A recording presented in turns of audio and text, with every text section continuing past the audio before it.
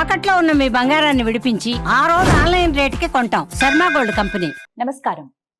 వసుదేవ సుతం దేవం కంస చాణూరమర్దనం దేవకీ పరమానందం కృష్ణం వందే జగద్గురుం.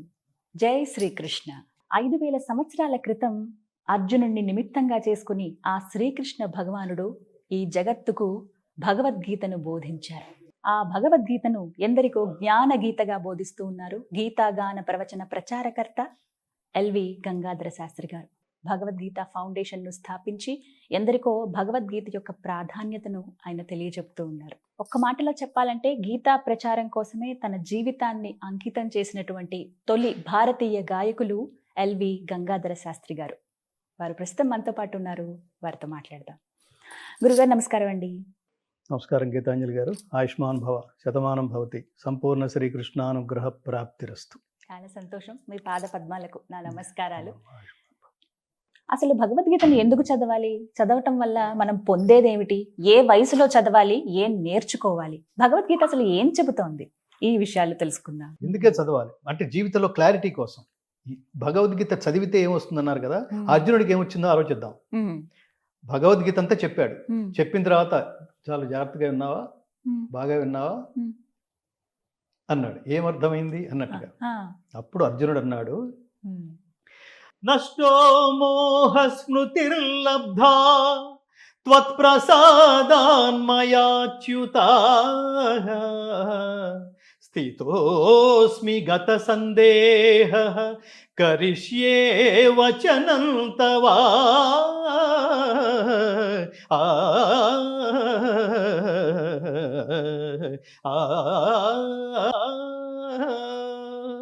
అచ్యుత పరమాత్మ, నీ దయవలన నా అజ్ఞానం తొలగిపోయినది.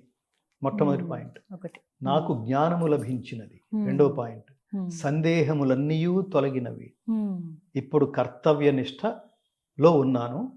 ఇప్పుడు నువ్వు ఏదైతే నాకు బోధించావో, ఇప్పుడు నేనే ఏదైతే స్వధర్మాన్ని ఆచరించవలసిన బాధ్యత నా మీద ఉందో అది ఆచరించడానికి సిద్ధంగా ఉన్నా. ఇప్పుడు చెప్పండి. భగవద్గీత అంతే, ఇక యుద్ధానికి సిద్ధమైపోయాడు. ఇప్పుడు భగవద్గీత సారాంశం ఏంటో చెప్పండి. అర్జునుడికి బోధించిన పాఠం మనకు కదా అది. అర్జునుడికి ఫలించిన పాఠం మనకు ఫలించదు. అర్జునుడికి వేసిన క్యాప్స్యూల్ మనం వేసుకుంటే మనకు ఫలించదు. అందుకని చదవాలి. అంటే జీవితంలో క్లారిటీ కోసం చదవాలి. క్లారిటీ కోసం చదవాలి. స్ట్రెస్ పోవాలంటే, జీవితంలో మానసిక ఒత్తిడి పోవాలంటే భగవద్గీత చదవండి. ఏ పని మనిషి శాశ్వతుడు కావాలంటే భగవద్గీత చదవండి. ఇవాళ ముఖ్యంగా మనకి ఆ మధ్యన చాలా పేపర్లో వచ్చింది, మీకు డయాబెటీస్ పోవాలంటే, మధుమేహం పోవాలంటే, లేదా మీకు ఏంటారు బీపీ, షుగర్లు ఇలాంటివి ఏమన్నా ఉంటే పోవాలంటే భగవద్గీత చదవండి. రీసెర్చ్లో తేలిన విషయం. ప్రొఫెసర్స్ చాలా పెద్ద ఎత్తున ఇంగ్లీష్ పేపర్స్లో కూడా వచ్చింది, అమెరికన్ ఎడిషన్స్లో కూడా వచ్చింది. ఏమిటి దాని అర్థం ఏమిటి అంటే, ఎలా అంటే భగవద్గీత చదివితే పోతుందని కాదు, చదివి అర్థం చేసుకుని ఆచరిస్తే, ఓహో ఇది ఇంతేనా, ఇట్లాంటి సమస్య వచ్చినప్పుడు ఇలా ఆలోచించకూడదు అనమాట. పిల్లలు అదే కదా, పిల్లలు రాత్రంతా చదివారు పాపం కష్టపడి. మన పిల్లలు బంగారు తండ్రులు, బంగారు తల్లులు.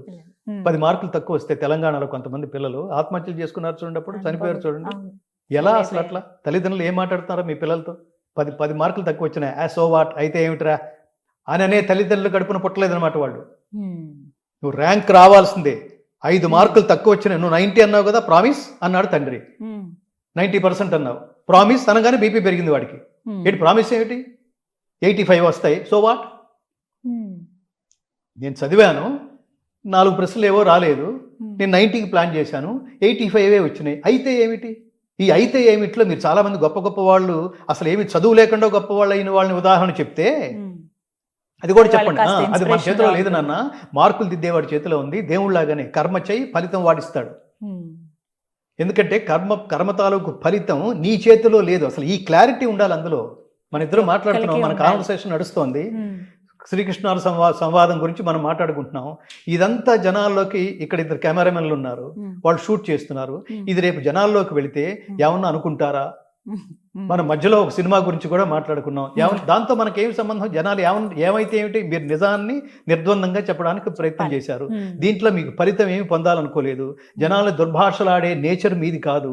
వాళ్ళకి ఏదో మంచి చేయాలి, ఇట్లాంటి ఆలోచన విధానం ఉండాలి, బిడ్డల్ని ఇలా పెంచాలి అని చెప్పడం వరకే మన లక్ష్యం. వాడు ఎలా తీసుకుంటాడో నీకు సంబంధం లేదమ్మా. సినిమా డైరెక్టర్ లాగానే, సినిమా లాగానే రిజల్ట్ నీ చేతిలో ఎలా ఉంది? అద్భుతం అనుకున్న సినిమాలు ఫ్లాప్ అవ్వలేదు. చాలా సినిమాలు మీరు అసలు ఏమిటి ఈ సినిమా, శంకరాభరణం సినిమా చూసి అందరూ అసలు ముందు ప్రివ్యూస్ వేస్తే విశ్వనాథ్ గారు చెప్తుండేవారు, నాకు అసలు ఆ మహానుభావుడైతే నేను అసలు ఈ మార్గంలో రావడానికి పరోక్షమైన కారణం విశ్వనాథ్ గారు. శంకరాభరణం సినిమా చూసి అట్లా నేను శాస్త్రీయ సంగీతం, ఆ ప్రభావంలో పడి శాస్త్రీయ సంగీతం నేర్చుకోవడానికి హైదరాబాద్ వచ్చాను. వీళ్ళు సమాజాన్ని నడిపించగలిగే దిక్సూచులు వాళ్ళు. ఆర్ నారాయణమూర్తి గారు. దానివల్ల ఏది వస్తోంది, దీనివల్ల నాకు నష్టం వస్తుందా, లాభం వస్తుందా, దీంతో సంబంధం లేదు. జనాలకి చెప్పవలసిన సందేశాన్ని నిర్ద్వందంగా, ధర్మబద్ధంగా, సూటిగా చెప్పటం, ఆలోచింపజేయటం. వీళ్ళు కారణ జన్మలు అంటున్నా. ఎన్ని వేల కోట్ల సినిమాలు తీస్తే, దరిద్రపు సినిమాలు తీసి దానికి 1200 కోట్లు 1500 కోట్లు ఎందుకురా జనాలు సమాజాన్ని నాశనం చేసే సినిమాల మీద, శవాల మీద డబ్బులు ఏరుకున్నట్టు? గీత అదే చెప్తుంది. అనుద్వేగకరం వాక్యం సత్యం ప్రియహితం చేయత్ స్వాధ్యాయాభ్యసనం చేయవ వాంగ్మయం తప ఉచ్యతే. మనం పని చేస్తున్నప్పుడు, మనం మాట్లాడుతున్నప్పుడు, పాడుతున్నప్పుడు, ఇంకేది చేసినా జనాలలో అనారోగ్యకరమైన భావోద్వేగాలకి తావు లేకుండా చేయగలగటమే అదొక తపస్సు. మీరు నిజంగా తపస్సు చేస్తున్నారా? అవి రాక్షస క్రీడలు అంటారు వాటిని. జనాలు ఏమైపోయినా పర్వాలేదు, మనం మాత్రం వాళ్ళ బలాల మీద కాదు, బలహీనతల మీద సంపాదించాలి. ఇంకోటి ఏదో చేసి సంపాదించాలి. అది చూసి వాడు నాశనం అయిపోతే ఏమిటది? వాడి ఫ్యామిలీ ఉసురు తగలదు, నీకు నీ తరతరాలకి తగలదు. సో అట్లా మనం ఎక్కడి నుంచి వచ్చాం? విశ్వనాథ్ గారి. సో అట్లా ప్రభావితం చేసిన వాళ్ళు వీళ్ళందరూ మార్గదర్శకులు అంటున్నా. సమాజానికి ఇట్లాంటి వాళ్ళు మార్గదర్శకులు. అందుకని పిల్లలకి బాల్య దశ నుంచే ఎందుకు చదవాలి, బీ పాజిటివ్, అందుకు చదవాలి భగవద్గీత. బీ పాజిటివ్ అంటే ఏమిటో భగవద్గీత అర్థం చెప్తుంది. పిల్లల నుంచి అది ప్రారంభిస్తే బాగుంటుంది. అంటే చాలా వరకు ఇప్పుడు కొన్ని అంశాలు వస్తున్నాయండి. ఎలా మాట్లాడుతున్నారంటే, చదువుకుంటున్నప్పుడు స్కూల్ దశలో ఉన్నప్పుడే భగవద్గీతని పాఠ్యాంశాల్లో చేర్చాలి, అలా అయితేనే వాళ్ళకి అలవాటు అవుతుంది. ఇంట్లో తల్లిదండ్రులు ఏదో ఒక మాట చెప్తేనో, పండగకి ఒకసారి కూర్చుంటాను, ఇలా కాదు, పాఠ్యాంశంగా భగవద్గీతను చేరిస్తే అది సరైనది అని అంటున్నారు. దీనికి మీరు సమర్థిస్తారా? అది ఒక రకంగా నేను దానికంటే ముందు పాఠ్యాంశాలు చేర్చాలి. మా భగవద్గీత ఫౌండేషన్ ప్రధానమైన లక్ష్యాల్లో మేము ప్రభుత్వాన్ని ఇప్పటికే చాలా చాలా కోరుతున్నాం. చాలా సందర్భాల్లో చెప్పాము. ఒక దశాబ్దం నుంచి మా ఫైట్ ఇదే నడుస్తోంది. ఇది మతాలకు అతీతమైన గ్రంథం. మతం అంటే వర్గం అని అర్థం, ధర్మం అంటే సార్వజనీనమైంది. భగవద్గీత మత గ్రంథం కాదు, ధర్మ గ్రంథం. అది ధర్మ గ్రంథం, ధర్మ ప్రబోధ గ్రంథం తప్ప అది మత గ్రంథం అనే ఒక వర్గానికి చెందింది కాదు. ఒక వర్గానికి చెందే ఏమంటారు పిచ్చి ఐడియాలజీ కనుక మన హిందువులకు ఉంటే సర్వే జనా సుఖినో భవంతు అని ఎందుకంటాం? ఓన్లీ హిందూ జనా సుఖినో భవంతు అన్నారు కదా. అందుకని నేనేమంటానంటే, ఈ ధర్మ ప్రబోధ గ్రంథాన్ని, నైతిక విలువల్ని పెంపొందించే ఈ గ్రంథాన్ని, కర్తవ్యం ఎలా ఆచరించాలో చెప్పే ఈ గ్రంథాన్ని, స్వార్థరహిత ఉత్తమ సమాజ నిర్మాణం జరగాలంటే ఏం చేయాలో చెప్పే ఈ గ్రంథాన్ని ముందు తల్లిదండ్రులు పిల్లలకు నేర్పించండి. నేను ప్రారంభంలో చెప్పిందే రిపీట్ చేస్తున్నాను. మీరు try to spend your valuable time with your most valuable kids. ఎలా నేర్పించాలి అంటే, ఒక శ్లోకం చదువుకోండి, రోజుకు ఒక శ్లోకం. అసలు ముందు మీరు చదవండి, మీరు చదవటం వచ్చేస్తుంది. అది పెద్ద విషయం కాదు. అది తెలుగులో పుస్తకాలు చాలా ఉన్నాయి. మీరు చెప్పండి. యత్ర యోగేశ్వరః కృష్ణః యత్ర పార్థః ధనుర్ధరః తత్ర శ్రీః విజయః భూతిః ధ్రువా నీతిః మతిః మమ. యత్ర యోగేశ్వరః కృష్ణః, చెప్పండి. యత్ర యోగేశ్వరః కృష్ణః యత్ర పార్థో ధనుర్ధరః తత్ర శ్రీర్విజయో భూతిః ధ్రువా నీతిర్మతిర్మమ. ఏమిటి ఇంకా మీకు నేర్పించేది? ఇంత ఈజీగా ఇప్పుడు ఏమిటి? తల్లికి వచ్చేస్తే పిల్లలందరికీ వచ్చేసినట్టే. ఈ శ్లోకం నేర్పించడానికి ఎంతసేపు పడుతుంది? మీరు నేర్చుకోవడానికి మహా అయితే 5 నిమిషాలు. దానికి ఇప్పుడు మీకు ఇచ్చిన గ్రంథం ఉంది, ఇది గోరఖ్పూర్ గీతా ప్రెస్ వాళ్ళది. నేను చాలా సందర్భాల్లో చెప్తుంటాను, మీకు ఇంకా డీటెయిల్డ్ గా చాలా కావాలంటే వీళ్ళదే పెద్ద పుస్తకం దొరుకుతుంది. మీరు ఇంప్రెసివ్ గా చదవాలనుకుంటే మరో పుస్తకం కూడా ఉంది. అది శ్రీ శ్రీ శ్రీ విద్యా ప్రకాశానందగిరి సుఖ బ్రహ్మాశ్రమం. ఆ మహాత్ముడు ఆయన భగవద్గీతని మా మా మా భగవద్గీత రీసెర్చ్లో కూడా మేము సేకరించిన 18 గ్రంథాల్లో అవి చాలా గొప్పవి. దాని మీద చాలా రీసెర్చ్ ఓరియంటెడ్గా చేశారు. అవి ప్రామాణిక గ్రంథాలు. శ్రీ శ్రీ శ్రీ విద్యా ప్రకాశానందగిరి స్వామీజీ ఈ గోరఖ్పూర్ వాళ్ళు హిందూ ధర్మాన్ని ఉద్ధరించడానికే పుట్టారు. వీళ్ళు కారణ జన్మలు. సో అందుకని మీరు ఆ పుస్తకం తెరిస్తే మీకు ఫస్ట్ శ్లోకం ఉంటుంది. శ్లోకం కింద పదచ్ఛేదం ఉంటుంది. అంటే ఒక్కొక్క పదం ఎలా మీరు విడదీయాలో మీకు చెప్పేట్టుగా. ఇంకొక 10 పేజీలు తీయండి. ఏతాన్న హంతుమిచ్చామి. మీకు ఆ కింద పదచ్ఛేదం ఉంది చూడండి. అది చదవండి. విడదీసి ఒక్కొక్కటి చదవాలి. ఇప్పుడు అక్కర్లేకపోయినా మీరు శ్లోకం, దాని కింద పదచ్ఛేదం, దాని కింద ప్రతి పదానికి అర్థం, దాని కింద మొత్తం శ్లోకానికి తాత్పర్యం. చాలా బ్రీఫ్ గా ఉండే చాలా గొప్ప పుస్తకం ఇది. చాలా క్లియర్ గా ఉంది. మీకు నేర్చుకోవడానికి పెద్ద 5 నిమిషాల కంటే పట్టదు. మీ పిల్లలకి నేర్పించడానికి 10 నిమిషాల కంటే పట్టదు. దాన్ని తాత్పర్యంతో సహా దేవుడు ఏమంటున్నాడంటే అని అలా పిల్లలకి చెప్పండి. నువ్వు కర్మణ్యేవాధికారస్తే అన్నాడరా, నువ్వు పని చెయ్యి, నువ్వు బాగా చదువు, దాన్ని అలా చెప్పండి. నువ్వు బాగా చదువు, టీచర్ మార్కులు వేస్తుందా, బాగా చదవకపోతే కొడుతుందా, ఇలాంటి చదువుతున్నప్పుడు అన్నెసరీ డీవియేషన్స్ వద్దు, బాగా చదువు. దాన్ని పూర్తి ఫస్ట్ లెవెల్లో బట్టి పట్టేసి తర్వాత దాన్ని అర్థం చేసుకోవడానికి ట్రై చేయి. 2 రోజులు 4 అని అట్లా చెప్పేసేయద్దు. ఫస్ట్ లెవెల్ అది. సెకండ్ లెవెల్ 2 4 ఎలా అయింది, 1 2 ప్లస్ 1 2 అప్పుడు 1 2 3 4 అయిందనమాట. ఇలా అలా వాడు అర్థం చేసుకుంటూ చదివితే అర్థం లేకుండా అర్థం తెలుసుకోకుండా ఏ పని చేసినా జీవిత పరమార్థం తెలియదు, బోధపడదు. అందుకని ఏ విషయమైనా బట్టి పట్టేసి చేయొద్దు, మార్కుల కోసం చేయొద్దు, ర్యాంకుల కోసం చేయొద్దు, నాలెడ్జ్ కోసం చదవండి.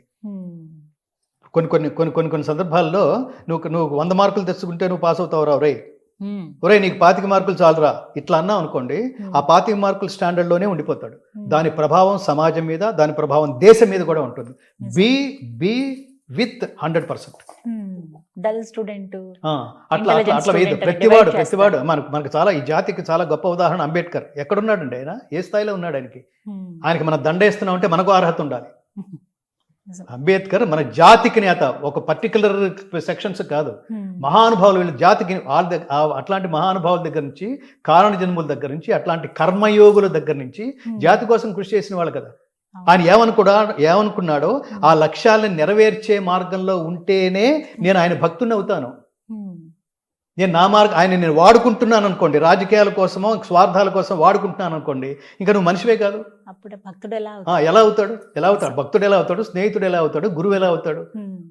గురువుకి మనం ఇచ్చే నిజమైన నివాళి ఏమిటంటే, నేను ఇవన్నీ షార్ప్గా ఎందుకు చెప్తానంటే గీతాంజలి గారు, నేను అలా చేశాను.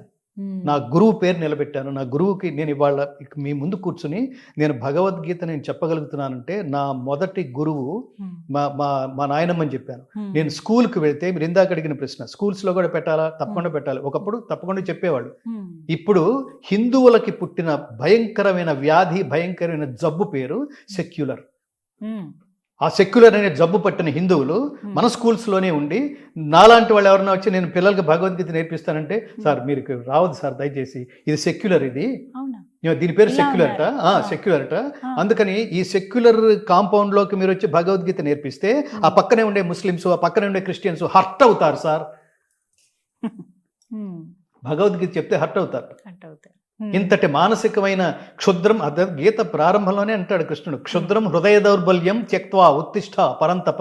ఈ నీచమైన మనోదౌర్బల్యాన్ని వదిలిపెట్టు అన్నాడు కృష్ణుడు. ఇట్లాంటి నీచమైన అనేక రూపాల్లో ఉన్న మనోదౌర్బల్యాలలో హిందువులకు పట్టిన, హిందూ సంఘాలు కాదు, హిందువులకి తర్వాత ఈ సెక్టార్స్కి, ప్రభుత్వ సెక్టార్స్కి, ఈ స్కూల్స్కి, వ్యవస్థల్లో పట్టిన జబ్బు పేరు సెక్యులర్ అన్నమాట. అసలు వీడికే దీని గురించి తెలియదు. ఇప్పుడు మనందరూ కర్మణ్యవాదిగా డూ యువర్ డ్యూటీ, ఒరే బాగా చదువు నాన్న, మంచి మార్కులు వస్తాయి, నువ్వు రిజల్ట్ కోసం చదువుకున్నా, రిజల్ట్ కొంచెం అటు ఇటు అయితే నువ్వు హర్ట్ అవుతావు, నువ్వు రకరకాల ఆత్మహత్య ప్రయత్నాలు చేస్తావు, దాంతో మనకు సంబంధం లేదు. బాగా చదువు, రిజల్ట్ దేవుడి మీద వదిలిపెట్టు. ఇందులో దేవుడు ఎక్కడైనా ఉన్నాడా? భక్తుడు ఎక్కడైనా ఉన్నాడా? కేవలం గురువు స్టూడెంట్ మధ్యన జరిగిన అత్యద్భుతమైన కాన్వర్సేషన్ కనిపిస్తోంది. ఓ మంచి నీతి వాక్యం చెప్పాడే, నీ హితవు కోరి ఇవన్నీ మాట్లాడాడే. ఇది ఎట్లా మత గ్రంథం అవుతుంది? ఇంకా లాజికల్ గా మాట్లాడితే 2000 సంవత్సరాలు క్రిస్టియానిటీ, 1400 సంవత్సరాలు ఇస్లాం, భగవద్గీత 5,000 సంవత్సరాల 5,000 క్రితం. సంవత్సరాలు. అంత క్రితం రాముడు.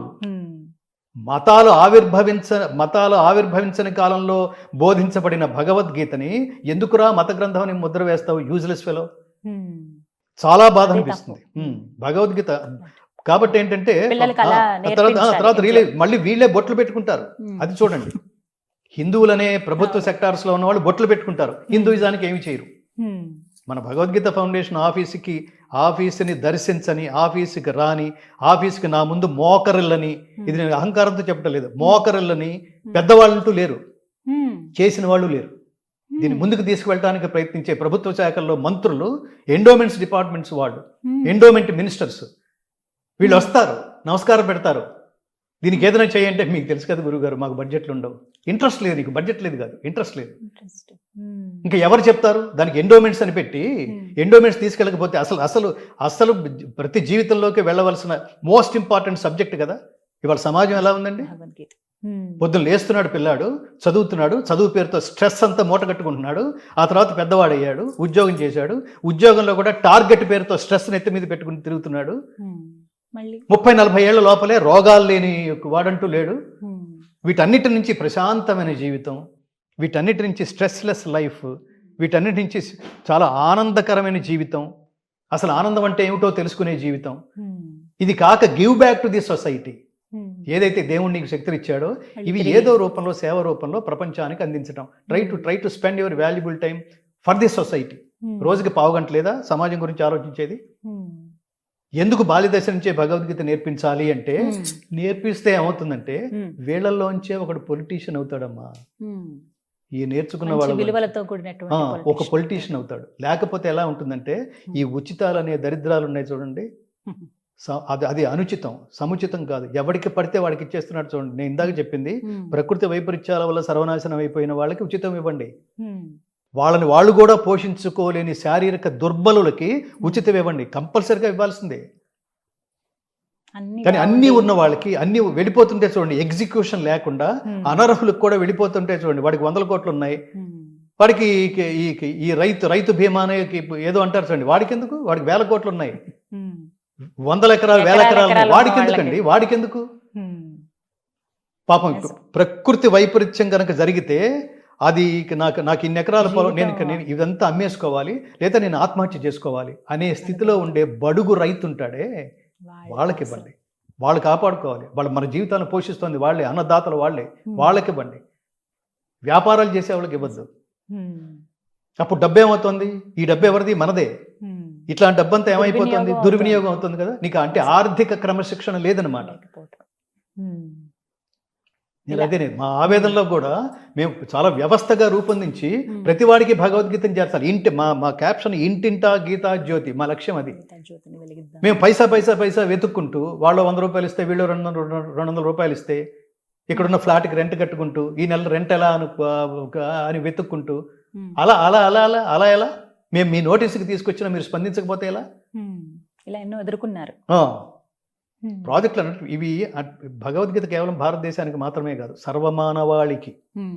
అందుకని ఇది ప్రపంచంలో వీలైనన్ని ప్రపంచ భాషల్లోకి దీన్ని రికార్డ్ చేసి విడుదల చేయాలనేది. పుస్తకం చదవట్లేదు తల్లి, పుస్తకాలు చదవట్లేదు, ఓపిక లేదు, తీరిక లేదు, దానికి ఓ మానసిక స్థితి కావాలి. లేదు, అదే ఆడియో అయితే దానివల్ల చాలా ఉపయోగం ఉంటుంది. మీరు ఇంటి నుంచి మీరు డెస్టినేషన్కి వెళ్ళే లోపల, ఇంటి నుంచి ఆఫీస్కి వెళ్ళే లోపల, లేదా ఆఫీస్ నుంచి ఇంటికి వచ్చే లోపల అలా పడేస్తారు. ఆ సీడీనో లేదా పెన్ డ్రైవో పెడతారు, అది మోగుతూ ఉంటుంది, స్ట్రెస్ అంతా పోతుంది. 2 రోజును 3 రోజును కాన్సన్ట్రేట్ చేస్తావు, ఎక్కడో ఒక శ్లోకం నిన్ను హాంట్ చేస్తుంది. భలే చెప్పాడురా అనిపిస్తుంది. నిజమే కదా, నిన్న ఇట్లా ఆలోచించానేంటి. భగవద్గీత ఎంత శక్తివంతమైన మంత్రసహితమైన గ్రంథమో, జస్ట్ బిలీవ్ మీ, మిమ్మల్ని ఆలోచించకుండా ఉత్తమ మార్గం వైపుకి ప్రయాణించే స్ఫూర్తిని ఇవ్వకుండా వదలదు. ప్రతి శ్లోకం అలాగే ఉంటుంది. భగవద్గీతను చదవటం ముఖ్యమా? ఆ భగవద్గీత చదివే గ్రంథం కాదు, అంటే కేవలం చదువుతోనే ఆపేసే గ్రంథం కాదు. భగవద్గీత ఆచరణ గ్రంథం. It is a practising text, not reading text. కానీ చాలా మంది ముందు ప్రారంభించే దిశగా చదవండి, అది ఫస్ట్ లెవెల్. చదవడం ముఖ్యమంటారా, వినడం అనేది ముఖ్యమంటారా? ఏదైనా ఒకటే. మీరు ఏకసంతాగ్రహి అయితే మీరు వినేసినా వచ్చేస్తుంది. అది అయితే మీరు కాన్సన్ట్రేట్ చేయాల్సింది ఏ ఉద్దేశంతో చెప్తున్నాడో అర్థం చేసుకోండి. తాత్పర్యం కూడా వింటే అర్థం. తాత్పర్యం వినాలి, ఎందుకంటే మీకు సంస్కృతం తెలియదు. తెలియనప్పుడు మీకు తెలిసే భాషలోకి అదేదో ఆ భాషలోకి తాత్పర్యం చెప్పబడాలి. మనం ఇప్పుడు తెలుగు చేసాం, ఇంగ్లీష్ కూడా రికార్డ్ చేసాం. ఏవేవి ఆలోచన ఉంది గురువు గారు మీకు ఎన్ని భాషల్లో? ఇంగ్లీషు, తెలుగు రికార్డ్ చేసాం, తర్వాత ఇంగ్లీషు త్వరలో అమెరికా ప్రెసిడెంట్ చేతుల మీదుగా రిలీజ్ చేయాలనేది సంకల్పం. ప్రాజెక్ట్ పూర్తి చేసాం, బట్ దానికి మనకి దాని అంటారు ఫైనాన్షియల్ సపోర్ట్ కావాలి, అది పూర్తి చేయడానికి. తర్వాత కృష్ణుడు పుట్టిన మధురకి చేర్చాలనేది సంకల్పం, హిందీలో రికార్డ్ చేసి. తర్వాత కృష్ణుడు పరిపాలించిన ద్వారకకి చేర్చాలనేది మరో సంకల్పం, అది గుజరాతీలో రికార్డ్ చేసి. శ్రీకృష్ణ పరమాత్మ అవతారం చాలించిన తర్వాత కూడా ఆయన హృదయం, ఆయన గుండె సజీవంగానే ఉంది అని కోట్ల మంది హిందువులు విశ్వసించే శిల రూపంలో సజీవంగానే ఉందని హిందువులు విశ్వసించే క్షేత్రం పూరి, ఒడియాలో రికార్డ్ చేసి ఆ క్షేత్రానికి చేర్చాలనే సంకల్పం. అలాగే మన దక్షిణ భారతంలో 2 ప్రధానమైన కృష్ణ దేవాలయాలు ఉన్నాయి. ఒకటి ఉడిపి, అది కన్నడలో రికార్డ్ చేయాలి. ఇంకొకటి గురువాయూర్, మలయాళంలో రికార్డ్ చేయాలి. మలయాళం అంటే మీకు కేరళలో మ్యాక్సిమం ఇన్కమ్ అంతా బ్యాక్ వాటర్, సముద్రం నుంచి వెనకొచ్చిన వాటర్లోనే పడవలు వేసుకుని అవన్నీ మనం పిక్నిక్స్కి వెళ్తుంటారు జనాలు. అది చాలా గొప్ప టూరిస్ట్ స్టేట్. అది దాని source of income is back water. ఆ బ్యాక్ వాటర్లో మనం ఆ పడవలు వేసుకుని వెళ్తున్నప్పుడు, లాంచీల్లో వెళ్తున్నప్పుడు మధ్య మధ్యలో చిన్న కొండలు కనిపిస్తుంటాయి, చిన్న కొండరాడు. ఎక్కడ కొండరాయి కనిపించినా దాని మీద ఒక సిలువ కనిపిస్తుంటుంది. అంత ప్రచారం చేసేసారు అక్కడ. అన్యమతం అనుకుంటూ. అన్యమతం ఎందుకంటున్నాం అంటే ఇది ఖచ్చితంగా హిందూ దేశం అని చెప్పడానికి కూడా సిగ్గుపడుతున్నారు, మొహమాట పడుతున్నారు, భయపడుతున్నారు. ఏమి మానసిక దుర్బలురా మీరు, అందుకే అవకాశం దొరికింది. ఏమి కర్మ వీళ్ళకి. ఇది ఖచ్చితంగా ఇది బెత్లహేమేం కాదు, ఇక్కడున్న వాళ్ళు అక్కడి నుంచి ఏం తరలి రాలేదు. ఇక్కడున్న ముస్లిమ్స్ మక్కా నుంచి ఇదేం మక్కా కాదు కదా, అక్కడ పుట్టిన వాళ్ళు కాదు కదా. ఇది ఖచ్చితంగా రాముడు పుట్టిన క్షేత్రమే కదా, కృష్ణుడు పుట్టిన క్షేత్రమే కదా, జ్ఞానం పుట్టిన భూమే కదా. దీని మీద ఏమాత్రం అవగాహన ఏర్పరచకుండా ఇంతకంటే బెటర్ ఇందులోకి దూకేయటం ఏంటి? అమ్మను మార్చడం కాదు, తల్లిని మార్చడం కాదు, ఏది మతం మారడం అంటే. ఇన్విజిబుల్ మదర్ అంటారు. నీ కంటికి కనిపించని, నిన్ను ప్రభావితం చేసే, నిన్ను అత్యద్భుతంగా నైతిక విలువలతో కూడిన విద్యాబోధన చేస్తూ నిన్ను తీర్చిదిద్దగలిగే తల్లి మతం. మనది కూడా మతం అనుకుంటే. అలాంటి తల్లి ప్రపంచంలో ఇంతటి గొప్ప లక్ష్యంతో పిల్లలు ఎదగడానికి అవకాశం ఇచ్చే బోధకురాలు, టీచరు ఒక్క భారతమాతే, అందుకని మేరా భారత్ మహాన్ అని ఫ్రీక్వెంట్గా చెప్తుంటాను. ఇంతకంటే బెటర్ అయితే నువ్వు క్రిస్టియానిటీలోకి వెళ్ళు, ఇంతకంటే బెటర్ అయితే క్రిస్టియానిటీలోకి వెళ్ళు. బెటర్ అవడానికి నాకు మళ్ళీ దృష్టాంతాలు చూపించాలి. తస్మాత్ శాస్త్రం ప్రమాణంతే కార్యకార్య వ్యవస్థితవు జ్ఞాత్వా శాస్త్ర విధానోక్తం కర్మ కర్తుమిహార్హసి. నీకు ఏది తెలుసుకోవాలో, ఏది తెలియకూడదో, ఏది తెలుసుకొనదగనిదో, ఏది తెలుసుకొనవలసినదో నువ్వు తెలుసుకోవాలంటే నీకు శాస్త్రమే ప్రమాణం. అది గీతాశాస్త్రం. సహేతుకంగా చెప్తాం. చాలా సవాళ్ళు ఉంటాయి. చాలా సవాళ్ళు. కేరళలో మీకు కొద్దిగా నేను గురువాయూరుకి వెళ్ళాను. ఆ క్షేత్రాలను దర్శించడానికి, అనంత పద్మనాభ స్వామి ఆ క్షేత్రాలను దర్శించడానికి వెళ్ళాను. కానీ ఈ మధ్యలో ఇవన్నీ చూస్తున్నప్పుడు అసలు ఏం ఐడియాలజీకి కనెక్ట్ అయ్యి ఆ మతాల్లోకి మీరు గంతులేశారా, దూకారు మీరు? ఎంత నిజంగానే గొర్రెదాటు కదది, ఎంత దారుణం అది. ప్రపంచంలో మీకు ఏదైనా సందేహం వస్తే ఆ సందేహాన్ని మళ్ళీ తర్వాత కౌంటర్ క్వశ్చన్ వేయకుండా ఆ సందేహ నివృత్తి చేయగలిగే ఏకైక మతం, ఏకైక ధర్మం, ఏకైక మార్గం ఒక్క హిందూ మార్గం ఒక్కటే. మిగతావన్నీ బ్లైండ్గా వాడేదో చెప్పాడు, వీడేదో విన్నాడు, నేను వచ్చేస్తున్నాను అన్నాడు, గొర్రెదాటు అందులోకి పోయారు. కానీ ఇది అట్లా కాదు, అది చాలా సహేతుకంగా చెప్తుంది. సహేతుకంగా మీరు చెప్పిన ప్రతి ఆన్సర్కి, ప్రతి ప్రశ్నకి ఇంత అద్భుతంగా సమాధానం చెప్పగలిగేవాడు ఒకడు. మీరు ఏదైనా ప్రశ్న వేయండి, ఎందుకు నేను ఇలా ఉన్నాను చెప్తుంది. మళ్ళీ మీకు జన్మ ఉందా చెప్తుంది. ఆ జన్మ ఎందుకు ఇప్పుడు ఇలా ఉన్నావు, ఎందుకు బాధపడుతున్నావు, నువ్వు ఇప్పుడు బాధపడుతున్నావు అంటే ఎప్పుడో చేసిన దుష్కర్మ ఫలితం అనుభవిస్తున్నట్టు లెక్క. ఇప్పుడు నువ్వు సంతోషంగా ఉన్నావంటే ఎప్పుడో నువ్వు చేసిన సత్కర్మ ఫలితం, ధర్మ ఫలితం అనుభవిస్తున్నట్టు లెక్క. ఎవరిని అడగక్కలేదు. అనేక సందేహాలకి కాబట్టి ఈ ఇలా ఇన్ని మ్యాక్సిమం భాషల్లో ఏంటంటే రాబోతోంది. ఇన్ని భాషల్లో రాబోతోంది. దీని భాషలో రాబోతోంది. అంటే నేను అటు బాటం లైన్గా దీని ఇందాక చెప్పిన దానికి బాటం లైన్గా నేను చెప్పాలనుకుంటుంది, దయచేసి అత్యున్నతమైన నీ నుంచి ప్రతిఫలం ఏమీ ఆశించకుండా నిన్ను తీర్చిదిద్దడానికి సిద్ధంగా ఉన్న హిందూ ధర్మాన్ని వదిలిపెట్టద్దు. ఇక్కడ ఎవడో చెప్పినందుకు ఎవడో డబ్బులు తీసుకోడు. స్వామీజీలు ఉపన్యాసాలు చెప్తుంటారు, వాడేదో కన్వీనియన్స్ ఇచ్చి ఉండొచ్చు, చెప్పిన వాడికి నిర్వాహకుడు మాత్రం. కానీ కింద కూర్చున్న లక్షల మంది మా దగ్గర నూనె వాడితే అది తగ్గుతుంది, ఇది తగ్గుతుంది, అయ్యేది ఏది తగ్గదు, ఉన్నది కూడా రాలిపోతుంది. అట్లా ఏమి అంతము లేని ఈ భువనం అంతా పురాతన పాంధశాల, ఇదంతా తెరువరులు బాటసార్లు వెళ్ళే ఒక మహోత్కృష్టమైన క్షేత్రం భారతదేశం. ఎవడైనా ఎక్కడి నుంచైనా వచ్చి కాసేపు అక్కడ కూర్చుని ఈ ధర్మబోధ వినేసి తరించి ఆచరించి తరించవచ్చు. అంతటి మహోత్కృష్టమైన దేశం. Edwin Arnold, max Muller, open hammer, Warner Hastings, Einstein, Aldous Huxley, David ఫ్రాలే అనే ఆయనకి సంస్కృత ప్రొఫెసర్ అమెరికాలో ఉన్నాడు. అతనికి పద్మభూషణ్ ఇచ్చి గౌరవించింది మన దేశం. అతను తన పేరు మార్చుకున్నాడు. అతను ఇక్కడున్న హిందూ ధర్మాన్ని చదువుతూ ఈ గ్రంథాలని చదువుతూ నా పేరే నాకే నచ్చలేదు అని అతను వామదేవ శాస్త్రి అని మార్చుకున్నాడు. అతను ఇక్కడ ఎవరో మారమని ఎవరో చెప్పలేదు. అలాంటి దేశం ఇది. అందుకని దయచేసి కన్వర్షన్స్ పేరుతో తల్లుల్ని మార్చకండిరా. తల్లుల్ని మార్చమని చెప్పేవాడు, తల్లుల్ని మార్చేవాడు, మతం పేరుతో తల్లిని మార్చేవాడు నీచుడని అర్థం, ఐడియాలజీ లేదని అర్థం, అమాయకుడని అర్థం, మూర్ఖుడని అర్థం, అజ్ఞాని అని అర్థం, మినిమం నాలెడ్జ్ కూడా. నేను సింపుల్ ఉదాహరణ చెప్తుంటాను. నా తల్లి యావరేజ్గా ఉంటుంది, నా పక్కింట్లోనే పక్క పోర్షన్లో ఐశ్వర్యరాయ్ ఉంటుంది అనుకోండి. ఐశ్వర్యరాయ్ అందంగా ఉంటుంది కాబట్టి నా తల్లి ఆవిడే, ఈ తల్లి కాదు, సారీ ఆమె తూచ్ అంటాము మనం. ఈవిడ అందంతోనూ ఈవిడ యావరేజ్నెస్తోనూ మనకేమి సంబంధం? నా తల్లే, నన్ను తీర్చిదిద్దింది నా తల్లే. దేహము విజ్ఞానము బ్రహ్మోపదేశమిచ్చి ఇహపరాలు సాధించి హితమిచ్చిన తండ్రిని. నా తండ్రే. వాడెవడో మధ్యలో వచ్చి వాడి సౌలభ్యం కోసం బాప్టిజం అని ఒకడు అంటాడు, ఇక్కడ సంతకం పెట్టమంటాడు. మీకు దాని మీద వీటి మీద రాబోయే రోజుల్లో నేను అసలు ఈ ప్రభుత్వాన్ని ముఖ్యమంత్రుల్ని కూడా మీరు అందరినీ సమానంగా చూడండి. కానీ మీరు హిందూ అని బలవంతంగా ప్రకటించుకోండిరా నాన్నల్లారా, ముఖ్యమంత్రులారా. డెఫినెట్ గా నేను ఏమంటానంటే,